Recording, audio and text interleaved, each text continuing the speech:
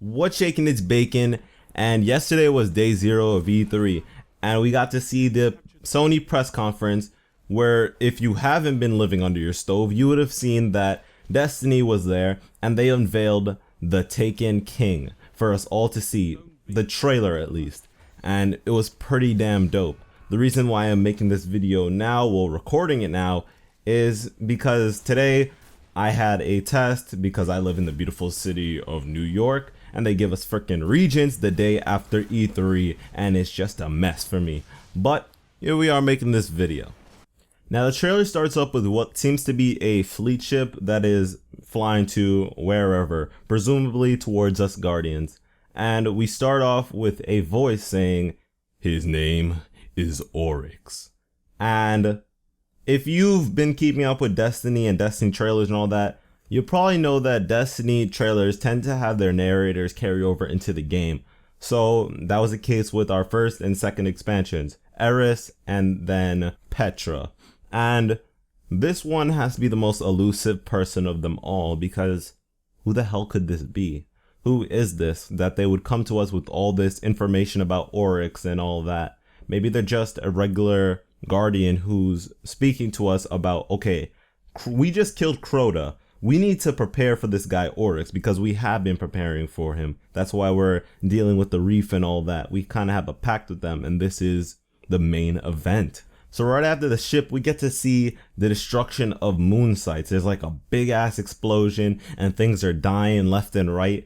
And this is epic. Why? Because I've always wanted for there to be environmental catastrophes within Destiny. We need to see a progression of time. So in expansion 2, it would have been nice to see that, oh, we're reclaiming the moon. We're getting little sites on the moon. Maybe just a little bit of construction, something that claims the moon to be ours once more after we defeated Crota. Something like that would have been really beast. And then to see it blown up right before us would have been insane. It would just drive so much emotion from the player and stuff like that. So I think that would have made it a little bit more impactful than just destroying whatever. Maybe that takes away our Sparrow Link or something. Who knows? Like, it doesn't seem to have that much of an impact besides just being a big ass Michael Bay explosion. Now the part where you see a Crota raid is just probably the funniest thing to me in this trailer. This trailer is not supposed to be funny, but I was dying when I heard the announcer say, "You killed Crota with his own sword." Like, that was just, I didn't even think of it that way. We're just violating the man. We're taking his own weapon and killing him with that. That's probably the worst way for a warrior to go down. Next we see space debris, and behind it is a planet. And I'm gonna say that this is Jupiter. I know what Jupiter looks like, and that looked like Jupiter. The way that it was crafted, it looks like Jupiter. So I'm gonna say, new planet? Are we getting a new planet? Can our minds handle a new planet? I hope so, and I hope that this really is Jupiter. Then we get a clip of Taken 4 where a Cabal soldier is just being abducted from the little wormhole. It's kind of sad. The guy is just wailing out for help, and oh man, just to see the big old baddies known as the Cabal fall to their knees like that kind of makes me smile. And in the next shot, we get to see some Fallen being abducted and used in a crazy army. And I thought about it. Why aren't the Vex being taken? Well, they're not organic life. Well, totally. So I can see that they really can't control the Vex because something probably controls them. If they got that one person or many, I don't even understand the Vex behind all the schemes or whatever. So if they could control the controller of the Vex, they probably could have had the Vex army without giving them that weird green aura and shit like that. But I guess the Vex are sitting this one out. And then we see what at this point I presume to be Oryx. And Oryx looks like a hive wizard. He's kind of just really dark, and you see his fingers portray the color of the Taken. It's just nasty. He's got wings and he's just filthy. Then we get to see the other baddies that he's bringing along with him, and we get a Cabal with What the hell is that in his hand? Like, this guy just has a slab of just brick with him in his hand. Like, what are you gonna do with that, bro? Put that away. That doesn't even look like a gun. Oh, man. And then next we see a hive knight who I'm gonna guess is a prince, Crota's brother or whatever. And this guy is scarier than a mug. Like, his sword, no homo, is so huge. That was pretty homo. Moving on, we have a Cabal with kind of a jetpack thing going on for him. Kind of looks like Rush Mega Man. And he's just slamming on people. He looks to be a nasty one. And now we have 3 Guardians on a hive ship.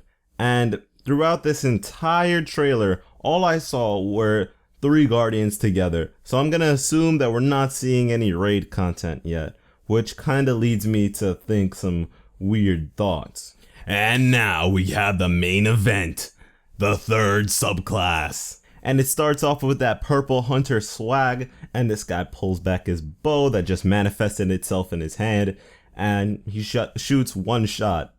And this 1 shot just seems to be direct contact, just regular shot. Nothing special about this one. And then you have the freaking God of Thunder Warlock. Like, this thing is just absolute madness. The guy turns himself into a pike pretty much and just lays waste to everything in front of him, all while floating a little bit off of the ground, which is just absolute madness. He kind of just strafes a little bit, you know, moves back and forth. I wonder how long this thing lasts for. I'm really scared. And then Bungie apparently decided that the Titan is the main event and should be saved for last with his own little cutscene, whatever. And this guy looks scary. He's just in a burning inferno of rage. He has a hammer that looks like Thor's right there with him, and it's just madness. He jumps up and he just throws that thing on the ground, and it just does a ton of area damage. I wonder if it's a 1-shot throw on the ground and like it'll come back or something like that. I don't know. Like, are you useful without your hammer? Does that end the super? What the hell is that? And then we get something that Space PETA really would not enjoy. Like, the PETA faction is pissed. We got a hunter cloak that has a wolf on its head. We're backtracking. This is supposed to be past the golden age. Come on now. And now it seems like we have a substantial amount of gear that is kind of modeled off of actual animals. But where's that stuff for the Titans? Titans need some love. The Warlocks got their freaking ram. The Hunters apparently have a wolf. Where are you, Titans? Then we get to see the Hunter use his new super in a different way. Probably change up the perks. So he draws back his bow and shoots an arrow at one dude, and it kind of splits into a bunch of attacks and just hits multiple people. Doesn't seem to do as much damage as the initial shot from what I'm gonna assume, but it still looks better than that 1-shot crap. And then we get a crazy flip shotgun that really reminded me of Modern Warfare 2's Model 1887s, the Moddies.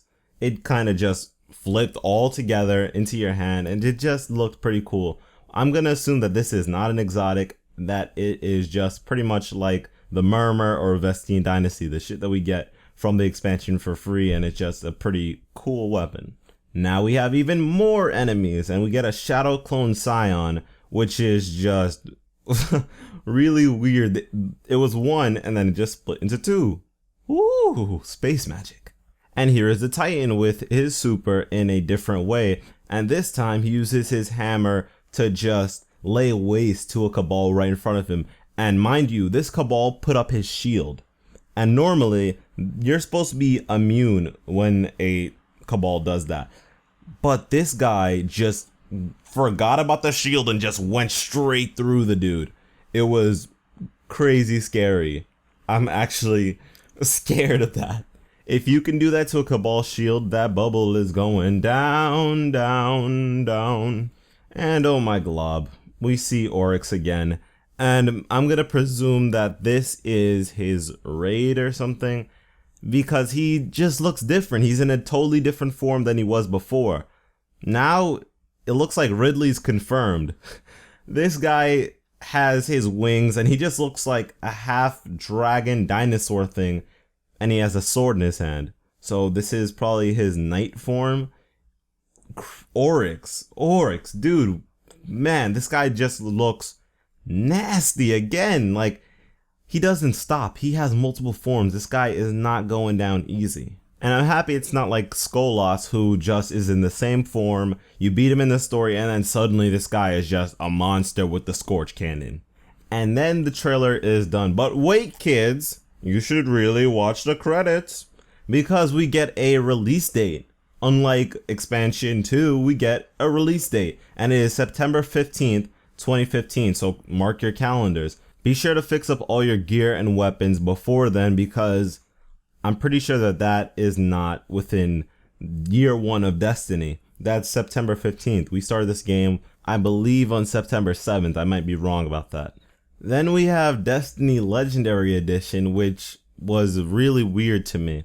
So apparently it has all 3 expansions within it, and it's just the Legendary Edition. What does that mean for Comet? Like, is that all out of the water now? Is this Comet? I don't know. It's kind of weird for me. And then we have early access to the weapons pack if you pre-order. Like, that's probably going to be ass anyways. And that's all for this trailer breakdown. If you guys found anything that I didn't talk about, or you want to discuss the things that I spoke about, hit me up in the comment section. I really want to see stuff like that. So hope you enjoyed the video, like, subscribe, all that jazz, and I will catch you in the next one.